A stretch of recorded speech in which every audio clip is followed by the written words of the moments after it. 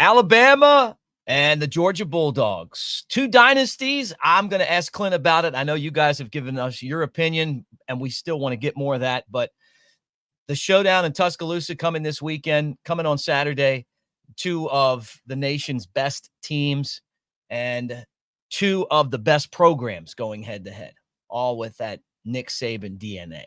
We'll talk about that. Clint's breakdown of the matchups, offense versus offense, defense versus defense, even into the position groups right here on Cover Crimson. Like and subscribe. Hey, if you guys are Bama fans, give us a thumbs up. If you're dogs and you're hanging out with us, give us a thumbs up. Thanks for being here. There's no rule on this show, like at Galette's, that if you bark, that you're kicked out because we can't hear you bark. We're not taking calls. All right, let's get this thing started, guys.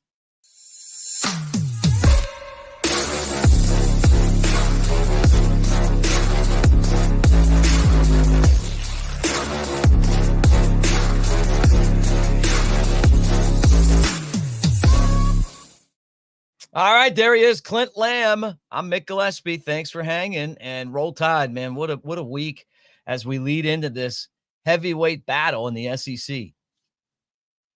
How on a scale of 1 to 10, Mick, how's your nervous scale? I'm nervous about, people know me by now. I see it in the comment section. They're like, Mick's nervous. I'm always nervous, okay?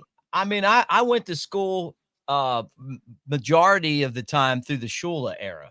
Franchione, Dubois. I think they call that trauma. Yeah. You had younger day trauma that's carried off into your later years.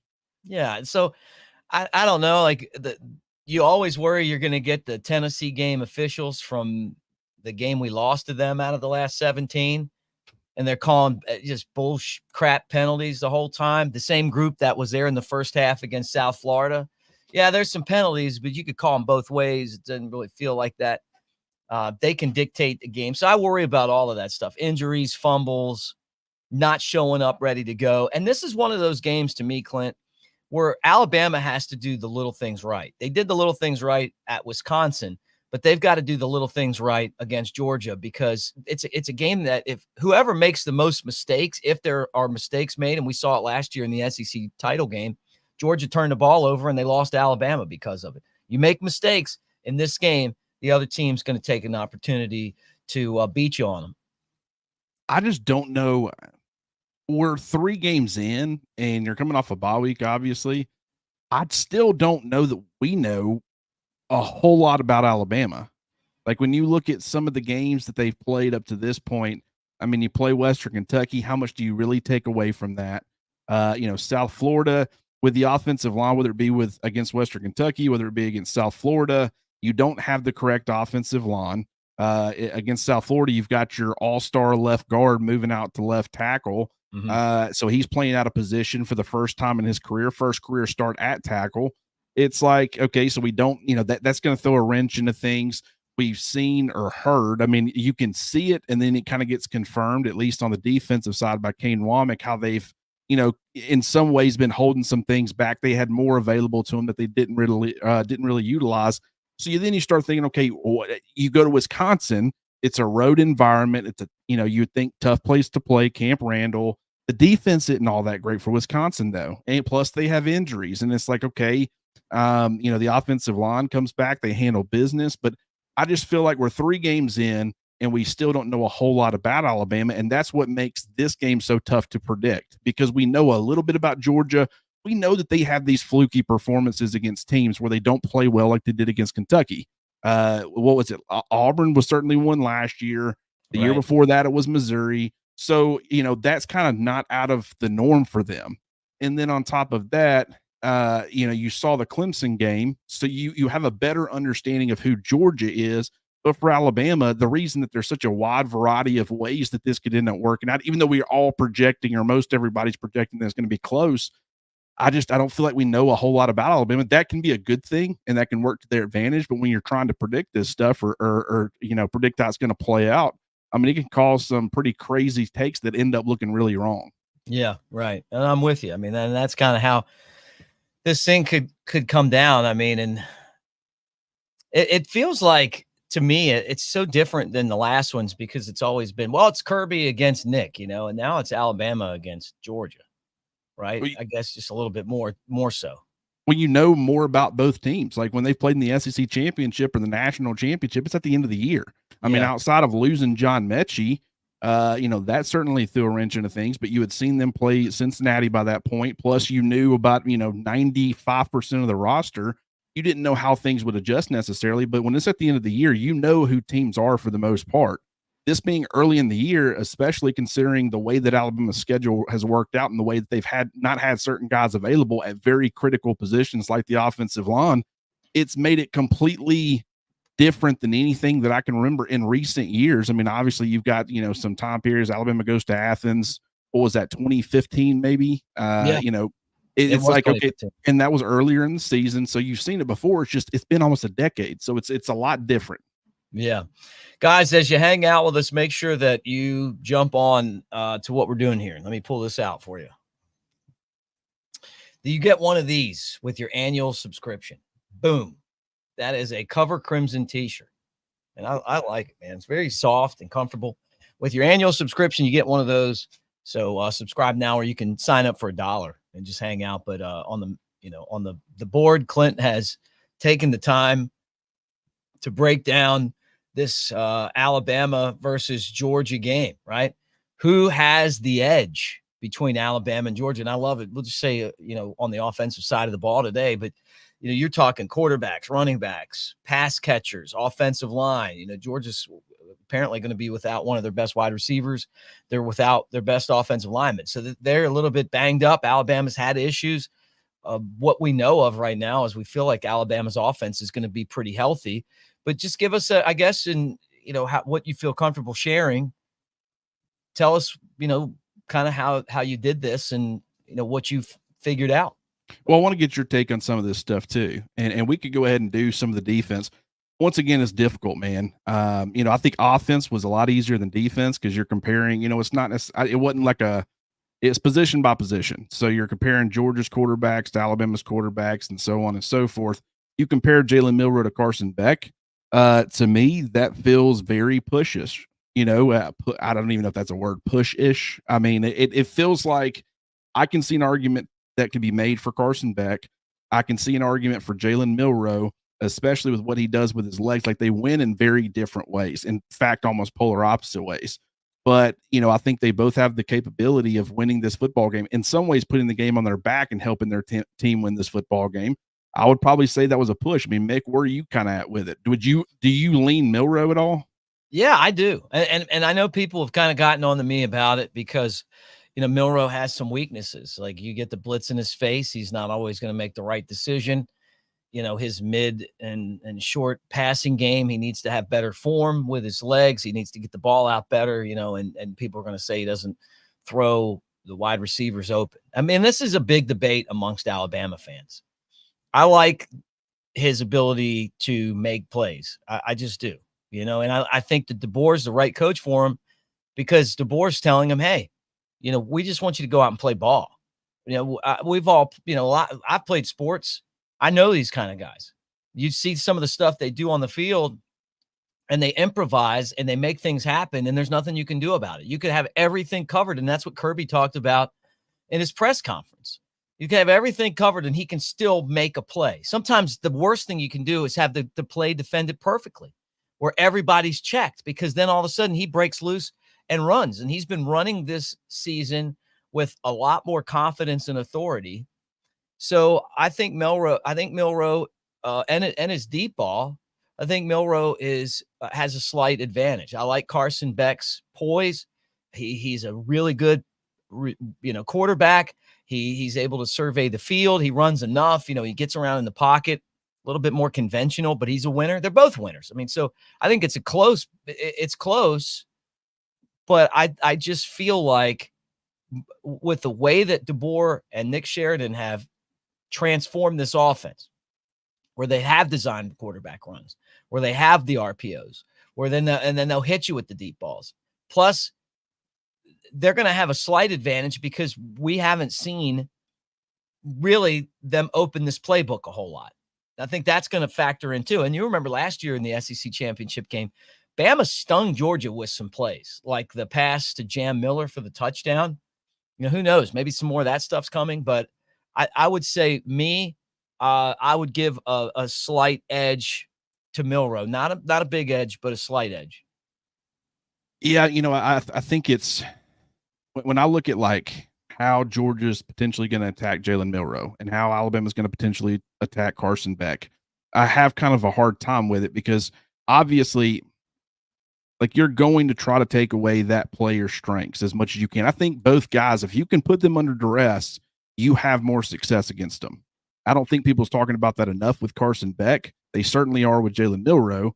But then when you start looking at like, if Georgia's going to try to take away the vertical shots and Georgia's going to try to take away his legs, I think that's way more complex to be able to do that. You have to be able to win with numbers or with fewer numbers in the box if you want to be able to stop Alabama's vertical passing game. Otherwise, it's going to happen at some point, unless Alabama's off, which they're certainly capable of being. Maybe Jalen Milroe doesn't have his best day. Maybe he's not on his game, his A game, and they miss some shots or some opportunities downfield. So that can certainly happen, and some of that can take care of itself. But it's just, taking away Alabama's run game, especially with Milroe, and taking away their vertical ability, I think that's difficult to do. I think maybe, you can do some things, maybe not necessarily give up opportunities. You never want to do that. You never want to allow, opportunities for explosives downfield. But just, Carson Beck has not been, A, he hadn't always been willing to be much of a vertical passer, and B, I think that there are some issues there.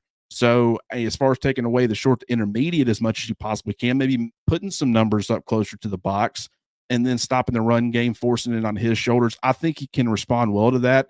But when you're talking about a road environment and stuff, I think it is a really interesting conversation between the two. I would go ahead and say a push, but I can see an argument for either one if you want to pick one way or another. The running backs, though, I mean, I will say this is eventually going to reach I'm picking one way or another, but it just so happens that it's these first two positions. I also went with a push with the running backs. So, I mean, kind of what's your thoughts? Jam Miller, Justice Haynes versus, Trevor Etienne, Nate Frazier, Branson Robinson. Do you lean one way or another? No, I think this is really one of the most intriguing parts of this because you got a bunch of NFL guys on both sides, right? And the sneaky part about Georgia is that, there were some suspensions. We didn't see, certain guys, and now all of a sudden they're starting to get back into the swing of things. So to me, you know what? I'm with you. I mean, I could give this a push. I really love Justice. I really love Jam. I don't feel like we've seen the best of those guys yet. And Georgia's going to rely on their run game probably more than Alabama. At least that's kind of how things have gone so far. But you know what? I mean, I'm with you on the, you could go easily go push. I think that there's Georgia people that are going to go, now we got the advantage in this area. I'm okay saying that, hey, maybe Georgia's got a slight advantage, but it's close. I mean, this is a star-studded group when you talk about the running backs for both of these teams. Hey guys, before anything else, I want to remind you that we're brought to you by mybookie.ag. Use the promo code NEXTROUND and they'll double your initial deposit at mybookie.ag. So you want to go get some action. A lot of people around the country are taking Georgia and giving up that 2.5, feeling good about it. How do you feel about it? mybookie.ag. I also want to thank all of you guys that comment and are part of what we do. Roll Tide. I might have to wear my RMFT hat, knowing that I'll be at Innisfree on Friday, right? Norman, always great to see you and Bob. Yeah. Good afternoon. And then Brooks, man, I must name my son Brooks. That's one of my favorite names.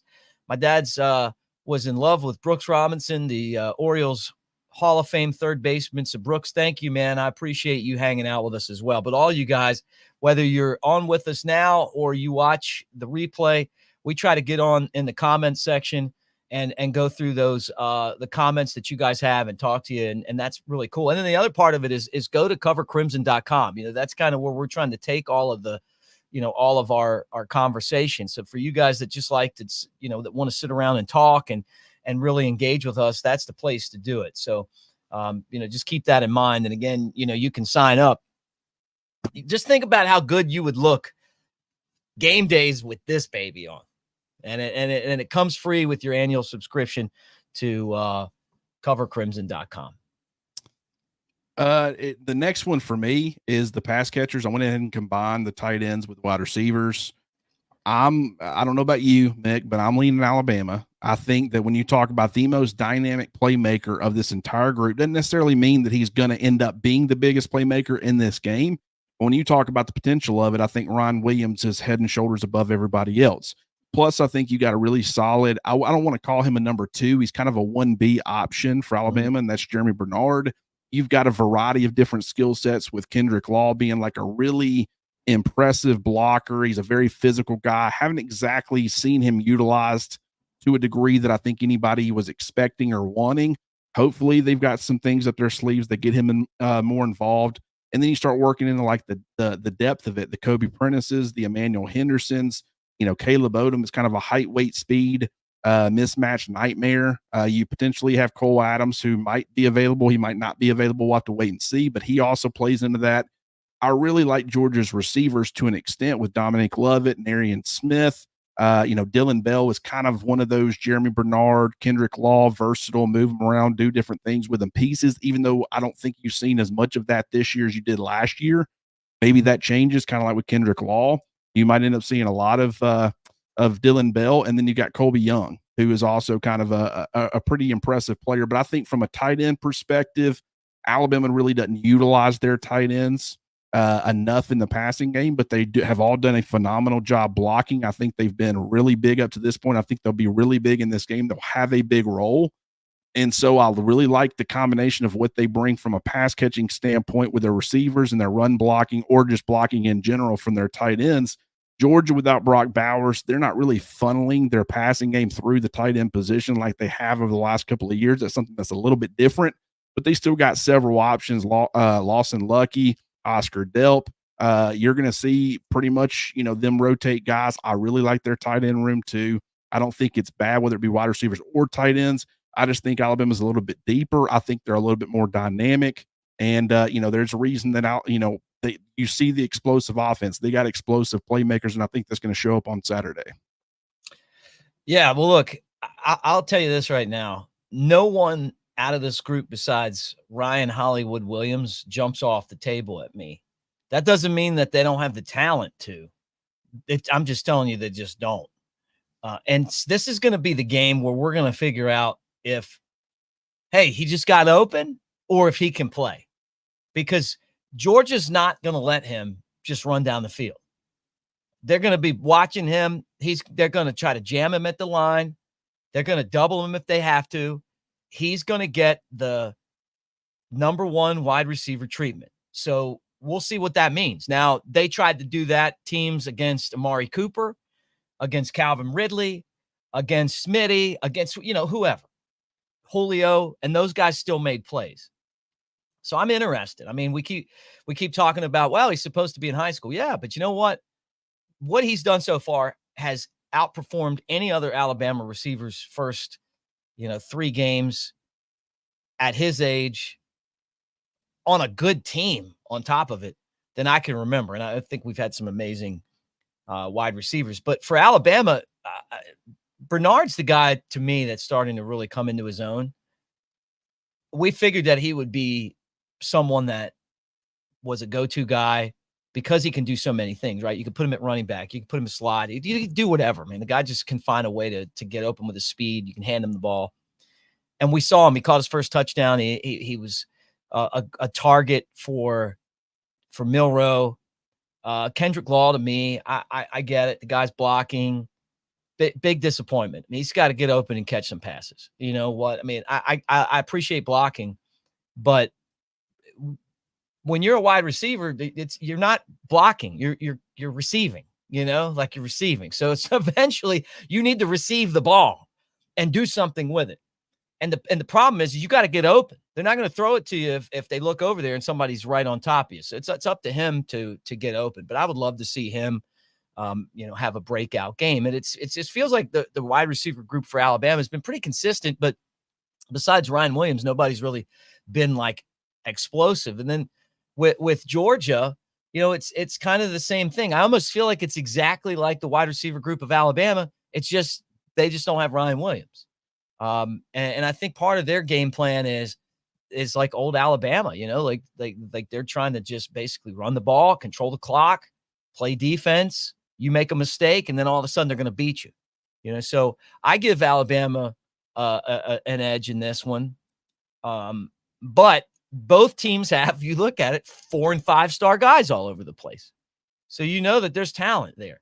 But I think Ryan Williams to me is the difference maker.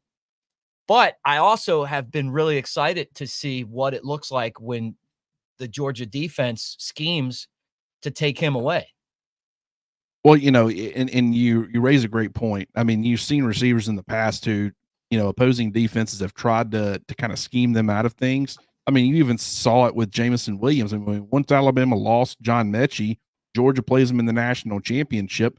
The play that he got hurt on, it was an explosive downfield play. So they were trying to take him away as much as possible. They didn't really think Alabama had those secondary options that they could consistently rely on. And guess what? They were right, because once Jamison Williams went down, Alabama was in really big trouble. But Jai Hall, you mean a Jai Hall trying to catch the ball like this? Yeah. After running his mouth, it went beyond Hall, but he certainly, after pressing for playing time all year and wanting his opportunity, he certainly blew it when he got it. But but Jamison Williams is a perfect example of that. They were trying to scheme him out of it, take him away, and he's still out there making plays. So Ron Williams, I don't think he's going to be, completely shut down or anything like that. But I do think he is going to create some opportunities for others. And that's why I'm kind of on my players to watch list over at covercrimson.com. You can go check it out. I got several guys over there, but Jeremy Bernard's one of them. Because, a lot of times when you play like the Kirby or against the Kirby Smarts or the Nick Sabans or the Bill Belichick's, they do a very good job of taking away your primary option on how you want to win. And the teams that end up having success against those styles of defense that are doing some of those things is you got to be able to have counter punches. You got to be able to have guys who can step up. And I think Bernard is more than capable of being that guy. And they're going to do some things to try to take Bernard away too. It's not going to be solely focused on Ron Williams.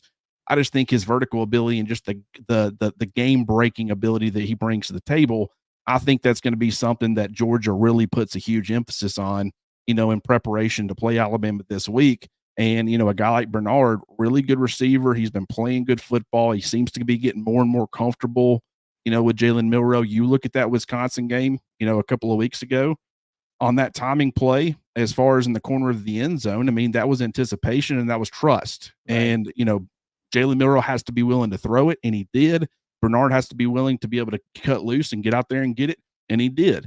And so, you continue to see those two in that relationship grow. You've now had another week of practice, another couple of weeks of practice. You would have fully expect that to continue to have gotten better through the bye week. I think Bernard ends up playing a huge role on Saturday in the outcome, and I think Ron Williams does too. But they're going to need some of these other guys to kind of step up, provide some complementary pieces. You can funnel everything through one or two guys against 95% of your opponents, but I think against the Georgias, you need to be probably a little bit more versatile if you can. Offensive line, we'll wrap it up with the offensive line. We'll just keep it to offense today. We'll talk defense tomorrow. But, Mick, I think Alabama's offensive line's moving in the right direction. I don't think it's a finished product. I still don't think that we fully know what this offensive line is. I think we'll know more on Saturday against Georgia. Pass protection with Caden Proctor and Elijah Pritchett, that's going to be tested a little bit more, especially if Michael Williams can give it a go. He's certainly, top 15 NFL talent. They got other guys that, Jalen Walker's a guy who they move around, but when they got him getting after the quarterback, he can do that really effectively. But, at the same time, I trust where Alabama's offensive line is heading more than I do Georgia's. I'm surprised that I'm saying that, but I don't think, Georgia's got great tackle play up to this point. You just lose your best offensive lineman in Tate Ratledge. I think, I would probably lean Alabama in that situation too. Georgia dealing with some injuries, when you lose your best offensive lineman, and Alabama's kind of getting healthy. And this is where they won this game last year up front. Georgia's going to be, they got their butts whooped up front by Kentucky. Their offensive line is going to play a lot better this week because they're going to have gone back there, looked at the film and all of that stuff. Part of it is how good is their defensive line against our guys and how good is ours going to be against theirs, right? So you hope that the crowd gives Alabama a little extra push. But if Alabama doesn't win this battle right here, they're not going to win the game.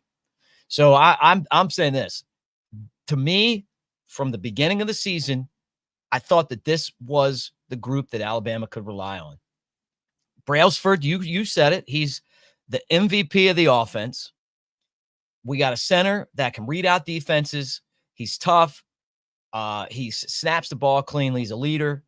When you put Pritchett in there, he's been really good and a difference maker. You notice when he wasn't in there, what happened with Formby.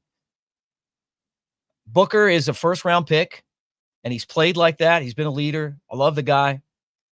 And then Roberts and Proctor, and having that whole line back together.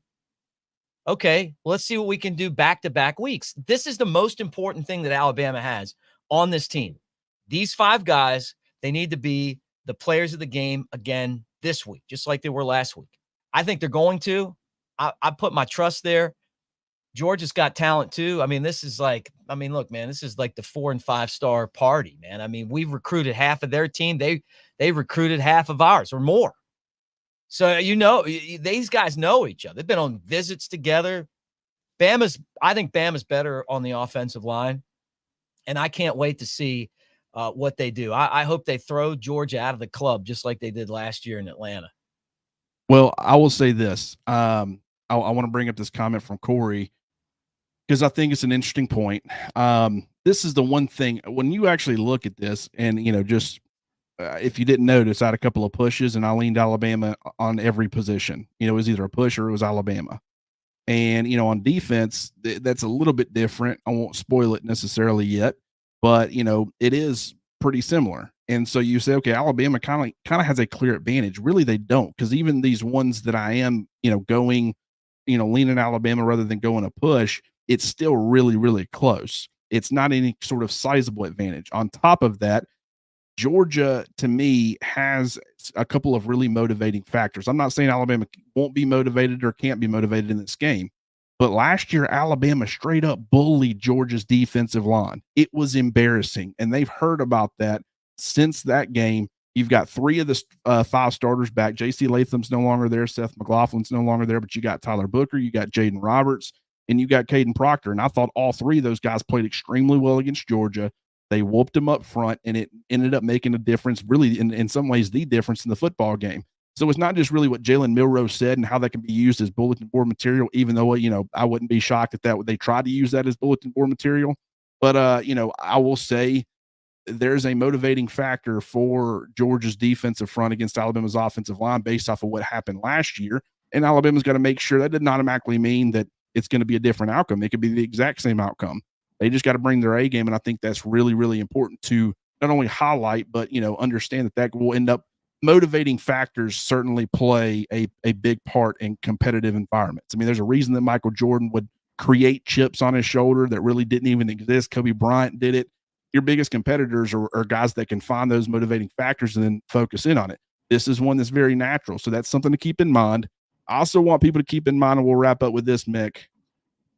I don't think fans understand how much of a part they are going to directly have on this football game. Mm-hmm. It is one of the things when there are razor thin margins between 2 teams and you're having such a difficult time determining who's going to end up being the victor, crowd noise and how much, a home environment, that electric atmosphere can just pull down one team while elevating the other can be exactly what you need to create the separation to help your team win the football game.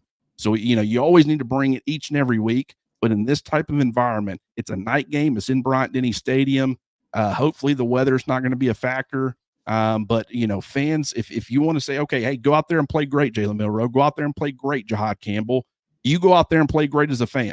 Bring your A game, bring the energy, give Alabama an advantage. And I think you will have an impact and help your team win a football game if you can do that. Mm-hmm. Yeah. Don't sit down.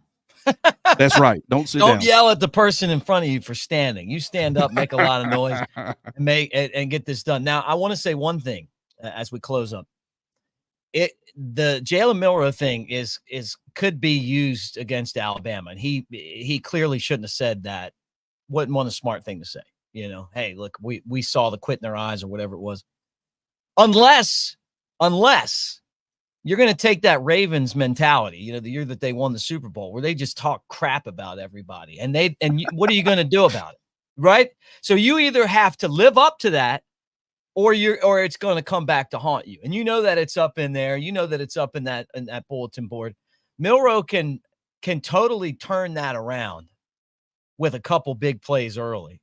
And if Alabama embraces the fact that they're the bullies in this game, who cares what you said? You said it. You went in there and beat them. Go do it again. Period. And that's how smack talk works. You want to talk like that? Hey, you can talk like that, but you better live up to it. So we'll see what happens. Georgia's going to be ready. They're going to be physical. And then, we got Kalen DeBoer in his first SEC game, and they threw him right into the fire. And Georgia's going to be ready. Crowd's got to be ready. Clint, I agree with that. And I can't wait until Saturday. Clint and I are going to do the show again tomorrow. We're going to do it together from the Next Round Studios. So please hang out with us. Get your questions. If you guys are watching right now, go to Cover Crimson and throw anything up there on the message board at covercrimson.com that you guys want us to talk about, because we would love to get a little direction. But we'll look at the battle on defense. And if you want to read it, Cover Crimson members can go in there and read it. Clint's done a fantastic job. There's that and a lot of other really cool stuff. Clint, you do an awesome job, man. I love reading your thoughts on things and your breakdowns, and because I know we're going to get to talk about it. So I was like, hey, this is like, I get to read it, and then I say, what do I think? But that's what we want all you guys to do. What do you think? Hey, thanks for hanging out with us, guys. Roll Tide, everybody. We will be back tomorrow, but don't fret. We've got more shows coming up today here on the channel.